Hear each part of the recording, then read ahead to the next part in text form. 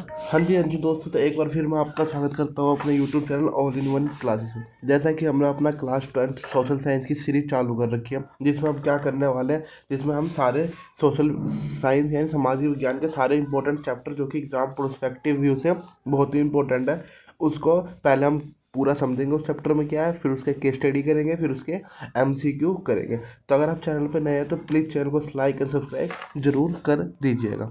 तो बिना कुछ टाइम वेस्ट किए हुए अब हम चलते हैं अपने नेक्स्ट चैप्टर की तरफ। हमारा जो अगला चैप्टर होने वाला है बच्चों, वो क्या होने वाला है, मुद्रा और साख। क्या होने वाला है, मुद्रा और साख क्या होता है, यानी मनी पैसा और साख क्रेडिट। क्रेडिट का मतलब बच्चों यहाँ पे हमारे चैप्टर में लोन से संबंधित है कि लोन जब हम लेते हैं उसके रिगार्डिंग क्या क्या चीज़ें हमें पढ़नी होती है। तो सबसे पहले बच्चों, मुद्रा का क्या अर्थ होता है। मुद्रा वह वस्तु है जिसमें हम वस्तुओं और सेवाओं का लेन देन के माध्यम के रूप में उपयोग करते हैं। जैसे बच्चों, अगर आपके पास पैसा रहेगा, क्या रहेगा, पैसा, तो आप चाहे तो गाड़ी भी खरीद सकते हो, चाहे तो घर भी खरीद सकते हो, चाहे तो कपड़े भी खरीद सकते हो, जो भी आपका मन करेगा आप वो चीज़ खरीद सकते हो। ठीक है बच्चों। लेकिन बच्चों पैसा जो है, ये मुद्रा, वो कुछ साल पहले आया, मतलब 100-150 साल पहले इसकी शुरुआत हुई है। आप मान लो 200 साल पहले चले जाओगे तो बच्चों पैसा नाम की कोई चीज़ होती थी, पर उतना उपयोग में नहीं करी जाती थी। पहले बच्चों क्या था, विनिमय प्रणाली थी, जिसे हम बार्टर सिस्टम कहते हैं। जैसे बच्चों, अगर मेरे पास गेहूँ है, ठीक है, और मैं दूध लेना चाहता हूँ, ठीक है, तो मैं क्या करूँगा, मैं अपना गेहूँ दूध वाले को दूंगा और दूध वाला क्या करेगा, मेरा गेहूँ रख के उसके बदले में क्या करेगा बच्चों, पैसे वो दूध देगा। ठीक है, यानी मेरा गेहूँ रख लेगा और दूध देगा। तो बच्चों यहाँ पे देखो, यहाँ पे गेहूँ भी चला गया और दूध भी मिल गया। क्या यहाँ पे कहीं पैसे का उपयोग हुआ? नहीं सर, यहाँ पे पैसों का उपयोग नहीं हुआ। तो बच्चों इसे ही क्या कहते हैं, बार्टर सिस्टम कहते हैं। पर बच्चों इसमें क्या थी, एक समस्या थी। सर क्या समस्या? जैसे बच्चों मान लो ये ए पर्सन है, ये बी पर्सन है, ठीक है। ए पर्सन के पास गेहूँ है, ठीक है, खाली गेहूँ है उसके पास। अब बी पर्सन के पास मान लो यहाँ पे दूध ही है, ठीक है। पर मान लो बी पर्सन को गेहूँ नहीं चाहिए, बी पर्सन को क्या चाहिए, धान चाहिए, यानी चावल चाहिए उसे। ठीक है। अब ए पर्सन को दूध चाहिए, क्या चाहिए, ए वाले को दूध चाहिए। तब ए वाला जाएगा बी के पास, बोलेगा कि साहब मेरे से गेहूँ ले लो, दूध दे दो। पर बी वाला बोलेगा कि मुझे गेहूँ की जरूरत नहीं है, मुझे धान की ज़रूरत है, तो मैं आपसे नहीं ले सकता। तो यहाँ पे क्या हो जाता था, यहाँ पे कोई भी चीज़ आदान प्रदान करने के लिए वो होना चाहिए, यानी सामने वाले को उस चीज़ की ज़रूरत होनी चाहिए, जो कि बहुत ही मुश्किल से हो पाती थी। लेकिन पैसे हो, सपोज यहाँ पे अब ए वाले को गेहूँ चाहिए तो पैसे से गेहूँ खरीद सकता है, बी वाले को दूध चाहिए तो पैसे से दूध खरीद सकता है। तो बच्चों यही क्या थी, इसमें प्रॉब्लम थी बार्टर सिस्टम में। इसी समस्या को हल करने के लिए बच्चों क्या लेके आया, पैसे लेके आए गए थे। ठीक है बच्चों, पैसे की क्या विशेषता है, पैसे की क्या आवश्यकता है बच्चों, पैसा हर किसी इंसान को स्वीकार करना होगा। कोई भी इंसान पैसे लेने से मना नहीं कर सकता। वो ये नहीं कह सकती नहीं मैं पैसे नहीं लूँगा, कोई वस्तु ला के तो तभी मैं वस्तु दूंगा, नहीं। आसानी से लाई या कोई भी खरीद चीज बेची या खरीदी जा सकती है। ठीक है, मूल्य को सुरक्षित रखता है। जैसे बच्चों मान लो 1 किलो गेहूँ और 1 किलो सोना, क्या दोनों, देखो दोनों तो 1-1 किलो, पर क्या 1 किलो गेहूँ की कीमत और 1 किलो सोने की कीमत सेम होगी? नहीं सर, अलग अलग होगी। लेकिन जब बार्टर सिस्टम होता है तो बार्टर सिस्टम में क्या होगा, वो 1 किलो सोना देगा, 1 किलो गेहूँ देता था उस टाइम पे। ठीक है, ऐसा थोड़ा सा जो भी उनका हिसाब होता था वो, तो उसमें बच्चों गड़बड़ी होने के बहुत चांसेस होते थे। लेकिन जब से पैसा आया, हाँ भाई 1 किलो, 1 किलो गेहूँ आपको मान लो 40 रुपये की मिलेगी और 1 किलो सोना मान लो 1 लाख रुपए की मिलेगी। तो पैसे के रूप में आप क्या हो, कोई भी चीज़ को आसानी से मूल्य लगा सकते हो कि उसकी कीमत कितनी है। ठीक है बच्चों, अब हम चलते हैं मुद्रा के कार्य क्या है, यानी पैसे किस किस रूप में हमें उपयोग करने को मिलते हैं। सबसे पहला बच्चों, किसी भी वस्तु को खरीदने और बेचने में सहायता होती है, यानी लेन देन का माध्यम में क्या होती है, सहायक होती है। दूसरा बच्चों, मूल्य मार्कअप होता है, यानी वस्तुओं का मूल्य को तय कर देते हैं। जैसे बच्चों 1 किलो गेहूँ 40 की है और 1 किलो सोना 1 लाख रुपए की है। तो अगर मुझे 1 किलो सोना चाहिए तो मैं 1 लाख रुपए लेके जाऊंगा, और 1 किलो गेहूँ चाहिए तो मैं 40 रुपये लेके जाऊंगा, यानी मूल्य मापक हो गया। ठीक है, मूल्य को संचय कर सकते हैं, अब मतलब भविष्य के लिए बचा सकते हैं। अब पैसे है, अगर आप चाहो आज पैसे कमाओ, बैंक में रख दो, चाहे 50 साल बाद निकालोगे तो पैसे आपको उतने के उतने मिल जाएंगे। लेकिन अगर आप आज गेहूँ खरीद लो और कहीं जाके रख दो, लेकिन 50 साल बाद जाओगे गेहूँ देखने, तो वहाँ पर गेहूँ नहीं मिलेंगे, क्योंकि गेहूँ सड़ जाएंगे या खराब हो जाएंगे। ठीक है, उधार भुगतान के रूप में किया जाता है। ठीक है, मतलब बच्चों, अगर मान लो आज मेरे पास पैसे नहीं लेंगे, मुझे सामान चाहिए, तो मैं उधारी पे भी सामान खरीद सकता हूँ, और कल को जाके क्या कर दूंगा, उसको पैसे दे के उतनी उधारी को चुका दूंगा। ठीक है। अब बच्चों मुद्रा के प्रकार कितने प्रकार के हो सकते हैं। मुद्रा सबसे पहले होती है बच्चों वस्तु मुद्रा, यानी पैसों के बदले में मैं अनाज खरीद सकता हूँ, नमक खरीद सकता हूँ, पशु खरीद सकता हूँ। बिकते हैं ना गाँव, आपके गाँव में भी आते होंगे, भैंस खरीद लो, ठीक है, गेहूँ खरीद लो, गुड़ खरीद लो, ऐसे करके। ठीक है। धातु मुद्रा बच्चों, जैसे सोने चांदी के सिक्के हो गए पहले के टाइम में, जो राजा महाराजा का टाइम था, जब हम सोने की चिड़िया कहलाता था भारत, तो उसमें सोने के और चांदी के सिक्कों के रूप में ही उपयोग किया जाता था। ठीक है। आज के टाइम में बच्चों आप देखोगे 500, 10, 100 के नोट क्या उपयोग किया जा रहा है, नहीं कागजी मुद्रा। आज के टाइम पे कागजी मुद्रा आ रहा है। प्लास्टिक कार्ड भी होते हैं बच्चों। अब हम वो इतने सारे डेवलप हो गए, मतलब अब हमारे पास सुविधा आ गई है, तो हम एटीएम कार्ड से पेमेंट कर देते हैं, डेबिट कार्ड से कर देते हैं, क्रेडिट कार्ड से भी आप पेमेंट कर देते हैं। फ़ोन में यूपीआई आ गया है। आपने भी आई होप अभी तक यूपीआई का यूज़ करना सीख लिया होगा। कहीं भी जाते हो दुकान में यूपीआई करके आ जाते हो। ठीक है। आधुनिक मुद्रा, यानी आज के टाइम पे सबसे ज़्यादा कौन कौन सी मुद्रा उपयोग की जा रही है। सबसे पहले कागजी नोट, 10 के, 100 के, 500 के, हाँ जी सर। सिक्के भी उपयोग किए जा रहे हैं। 1 रुपये का सिक्का, 2 रुपये का सिक्का, 5 रुपये का सिक्का, 10 रुपये का सिक्का, 20 रुपये का सिक्का, ये सिक्कों के रूप में भी हम क्या करते हैं, पेमेंट करते हैं। ठीक है। चेक इशू किया जा रहा है। डेबिट कार्ड बच्चों यूपीआई से आपको बताया ऊपर पेमेंट करी जाती है।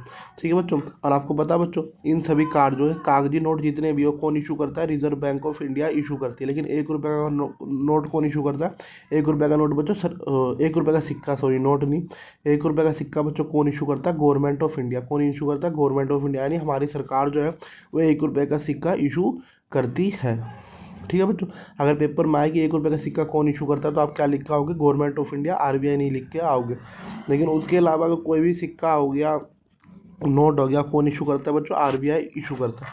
अब बच्चों बैंक, बैंक जब से आया है भारत में, तो बैंक की क्या भूमिका रही है। सबसे पहले बच्चों बैंक क्या करता है, हमारे डिपॉजिट को जमा करता है। यानी जब भी हमारे पास पैसे ज़्यादा हो जाते हैं तो हम क्या करते हैं, बैंक में जाके शेविंग कर देते हैं। ऋण लोन, हम बैंक जो है लोन भी प्रोवाइड करते हैं। जैसे घर का लोन हो गया, ठीक है, आप गाड़ी खरीदने जाते हो तो गाड़ी के लिए लोन मिल गया, हाउस खरीदने जाते हो घर, हाउस लोन हो गया, और भी तरीके के लोन प्रोवाइड करती है। ठीक है। चेक की सुविधा, यानी चेक के थ्रू आप पेमेंट करना शुरू कर दिया हमने। अब कैश लेके हम किसी को पेमेंट करने नहीं जाते, हम चेक भर देते हैं 1 लाख, 2 लाख, 10 लाख का, और चेक के थ्रू क्या होता है, पेमेंट हो जाता है। छोटा मोटा रकम होता है जैसे 100 रुपये, 500 रुपये, तो हम यूपीआई के थ्रू क्या करता है, पेमेंट करने लग जाते हैं। अब हम कैश, कैश तो अब हमारे पास बहुत ही कम अब लोग रखने लगे अपने वॉलेट में। सब चीज़ तो ऑनलाइन ही हो गया है। ठीक है। बैंक जो है जमा धन का केवल एक छोटा सा हिस्सा रिजर्व में रखता है, और बाकी जो है ऋण के रूप में दे देता है। ठीक है बच्चों। अब बच्चों ये देखो, साख यानी ऋण क्या होता है, क्रेडिट यानी ऋण। क्रेडिट का मतलब बच्चों क्या है, ऋण क्या होता है। ऋण का मतलब होता है जब कोई व्यक्ति आज पैसा लेता है और भविष्य में लौटाता है, उसे ही बच्चों क्या कहते हैं, साख या ऋण कहते हैं। जैसे बच्चों अभी मुझे घर खरीदना है, लेकिन मेरे पास इतना पैसा नहीं है कि मैं पूरी पेमेंट के घर खरीद सकता हूँ। मैं क्या करूँगा, मैं बैंक के पास जाऊँगा, बैंक से क्या लूँगा, ऋण लूँगा। क्या लूँगा, ऋण लूँगा। अगर मान लो बैंक नहीं प्रोवाइड कराती, तो मैं अपने रिश्तेदारों से क्या लूँगा, ऋण लूँगा। अब बच्चों ऋण लेने का मतलब ये थोड़ी नहीं कि मैं उन्हें पैसे नहीं चुकाऊंगा, एक बार ले लिया तो वो पैसे देना नहीं। नहीं बच्चों, ऋण लेने का मतलब क्या होता है कि आज नहीं चुकाऊंगा, लेकिन कल को या कभी 1 साल 2 साल बाद में क्या करूँगा, पैसे तो चुकाऊंगा ही चुकाऊंगा, साथ में उस पर ब्याज भी चुकाऊंगा। ठीक है। तो बच्चों ऋण की शर्तें क्या क्या हो सकती है। सबसे पहले शर्त होती है सर, ब्याज हमें चुकाना होता है, जिसे हम इंटरेस्ट कहते हैं। ठीक है। एक समय सीमा होता है, ये नहीं कि मैं आज लोन ले लूँ मैं को 100 साल बाद चुकाऊंगा, नहीं। एक वो लिमिटेड टाइम पीरियड होता है, यानी 5 साल में चुका दूंगा, 6 साल में, 10 साल में, 20 साल में, जितना भी होता है आपका और बैंक पे डिसाइड करेगा। ठीक है। और जमानत, जमानत का मतलब बच्चों बेल, वो जेल वाला जमानत नहीं है यहाँ पे। जैसे मान लो अगर मैं कोई घर खरीदने जा रहा हूँ, घर के लिए लोन लिया, तो बैंक कहेगी कि सिक्योरिटी के रूप में क्या करो, आप अपने घर के कागजात अभी मेरे पास जमा कर रख दो, कल को आप जब सारा पैसा चुका दोगे तो हम ये क्या करेंगे, घर के कागज आपके नाम कर देंगे। तो क्या कर लेते हैं बच्चों, जमानत लेते हैं। ठीक है। अब बच्चों वो छोटे छोटे जो लोग होते हैं जिनके पास कोई भी चीज़ बैंक में रखने की नहीं होती है ना, गिरवी वो बैंक में नहीं रखते, लेकिन उन्हें लोन की ज़रूरत होती है, तो उस बैंक उन्हें लोन प्रोवाइड नहीं करती। तो इसी समस्या को निपटाने के लिए सरकार ने क्या चलाया, सेल्फ हेल्प ग्रुप चलाया। सेल्फ हेल्प ग्रुप बच्चों सबसे इंपॉर्टेंट टॉपिक है, बहुत बार पेपर में आ गया। सेल्फ हेल्प ग्रुप का मतलब बच्चों क्या होता है, इसमें जो बहुत सारी महिलाएं, बहुत सारे पुरुष क्या होता है, एक साथ आते हैं। जैसे मान लो 50-100 महिला एक साथ आ गई, हर महीने क्या करेगी वो 10-10, 20-20 रुपया क्या करेगी इसमें डालेगी, 100 रुपया जितना भी। मान लो 10 लोग हैं, ठीक है, अगर एक लोग 100 रुपया डालेंगे तो 10 लोग, वो 10 लोग कितना डाल देंगे, 1,000। अब मान लो 1,000 रुपये, आप किसी इन 10 लोगों में से एक लोगों को जरूरत होगी पैसे को, तो क्या करेगा वो 1,000 रुपये उठा लेगा, और आने वाले जैसे जितनी भी महीने की वो होगी सेल्फ हेल्प ग्रुप, उतने महीने में छोटे छोटे अमाउंट में क्या कर देगा, लोन को चुका देगा। तो इससे बच्चों क्या हुआ, इससे वो बैंक के कागजी कार्रवाई से बच्चों, क्योंकि बैंक में लोन लेने जाओगे तो बहुत सारे वो क्या मांगते हैं, कागज़ मांगते हैं, ये कागज़ लेकर वो कागज़ लेकर। तो इससे तो वो कागज़ के लिए बच गया और उन्हें आसानी से लोन भी प्राप्त हो गया। तो बच्चों सेल्फ हेल्प ग्रुप के बारे में अगर पेपर में आएगा तो क्या लिखोगे, इसमें 10 से 20, जो गरीब नहीं लिखोगे, 10 से 20 महिलाएं मिलकर छोटा समूह बनाती है। मैंने गरीब इसलिए लिखा क्योंकि जनरली ये लो लेवल के लोग ही सेल्फ हेल्प ग्रुप बनाते हैं, क्योंकि इसमें 10 रुपये 100 रुपये ऐसे रुपये क्या करते हैं, हर महीने जमा करते हैं, और जिस भी महीने में किसी को जरूरत होती है वो क्या करती है, लोन को उठा लेती है और धीरे धीरे क्या करती है, लोन का पेमेंट करती रहती है। ठीक है बच्चों, इसके लाभ क्या है, सेल्फ हेल्प ग्रुप से लाभ क्या है बच्चों, कम ब्याज पे वो मिल जाता है। हाँ जी सर, क्योंकि मान लो 10-10 रुपये उन्हें 10 महीने में जमा कराना होता है, कम ब्याज पे मिल गया, और ब्याज कई बार तो ब्याज भी पे नहीं करना होता। आत्मनिर्भर होते हैं इसमें, और महिला सशक्तिकरण को बढ़ावा मिला, क्योंकि इसमें क्या महिलाएं आती है सेल्फ हेल्प ग्रुप में, तो इससे महिलाओं को क्या हुआ, कॉन्फिडेंस बढ़ा, उनके अंदर आत्मविश्वास भी बढ़ता है। औपचारिक और अनौपचारिक ऋण में क्या अंतर होता है, कई बार बैंक ये पूछेगा बच्चों। औपचारिक ऋण कब होता है, जब हम बैंक से ऋण लेते हैं तो क्या होगा, औपचारिक होगा, क्योंकि बैंक में हम अपना सारा डॉक्यूमेंट देते हैं। ठीक है, सेल्फ हेल्प ग्रुप हो गया बच्चों, ये कई बार इसमें भी क्या होता है बच्चों, बहुत सारे लोग सामाजिक रूप से आते हैं, तो उसमें भी क्या मान लो औपचारिक होता है। इसमें किसी भी प्रकार का फ्रॉड करना, गलत वो ब्याज लेना, ठीक है, पैसे चुकाने पे भी ये कहना कि उन्होंने पैसे नहीं चुकाए, तो इस तरीके की फ्रॉडबाजी नहीं चलती है। ठीक है, सरकार भी क्या करती है, कई बार मदद करती है, सहकारी समितियाँ सरकार खुद से आगे आते हैं, कई बार इन लोगों को लोन प्रोवाइड करती है। लेकिन अनौपचारिक तरीके बच्चों क्या हो, साहूकार, यानी पहले जो जमींदार होते थे, नाम सुना है ना जमींदारों का, जिनका ज़मीनों पे कब्जा होता था, बड़े बड़े लोग वही होते थे। अब मान लो पहले गरीब किसान इनसे लोन लेने जाता था, लोन का पैसा पूरा चुका भी देता था, लेकिन ये कहते थे कि उन्होंने लोन का पैसा नहीं चुकाया, क्यों, कोई सबूत नहीं होता था। ठीक है, रिश्तेदारी से ले लिया, कोई व्यापारी से ले लिया। ठीक है, ये सब क्या हो गया, अनौपचारिक हो गया। इसमें बच्चों आप मान लो मैंने लोन लिया और इसने लोन दिया, तो इन दोनों के बीच में बातचीत होती है। अब किसी को क्या पता है किसने कितना रुपया लिया, कितना ब्याज पे लिया, पेमेंट कर रहा है कि नहीं कर रहा है। ठीक है, तो इस तरीके के जब लेन देन होते हैं, लेन देन होता है, तो इसमें बच्चों फ्रॉड के चांसेस, ठीक है, एक आदमी दूसरे आदमी को तबाह देगा, इस तरीके के चांसेस जो है बहुत पाए जाते हैं। औपचारिक स्रोत में बच्चों आप समझिए क्या होता है, अनौपचारिक स्रोत भी आई होप आप समझ गए होंगे क्या होता है। ठीक है, अब बच्चों ऋण जाल क्या होता है, जैसे बच्चों जब व्यक्ति ऋण चुकाने में असमर्थ हो जाता है और फिर से ऋण लेता है, तो यही बच्चों ऋण जाल कहलाता है। जैसे बच्चों एग्जाम्पल आता है, मान लो मैं ए हूँ, ठीक है, मैंने बताया शुरू में 100 रुपया ले लिया अपने घर बनाने के लिए। ठीक है, अब मैं क्या कर रहा हूँ, इस 100 रुपये पे मान लो मुझे 50 रुपये ब्याज के देने पड़े, तो मुझे टोटल कितना पे करना था, 150। पर मैं कुछ मेरी परिवार की स्थिति ख़राब होगी, मैं पे नहीं कर पाया, मतलब ये लोन चुका नहीं पाया टाइम पे, तो मैंने क्या करा, बी व्यक्ति से भी क्या ले लिया और 150 रुपये का लोन ले लिया, ताकि मैं ए व्यक्ति को चुका दूँ। मैं पहले ए को नहीं चुका पा रहा, बी से भी क्या ले लिया, लोन ले लिया। ठीक है, और बी को ही मैं चुका नहीं पाया, तो मैं सी से लोन ले रहा हूँ, डी से लोन ले रहा हूँ, यानी मैं लोन पे लोन लिए जा रहा हूँ, किसी को लोन चुका नहीं पा रहा, क्योंकि मैं इतना कमा ही नहीं पा रहा हूँ।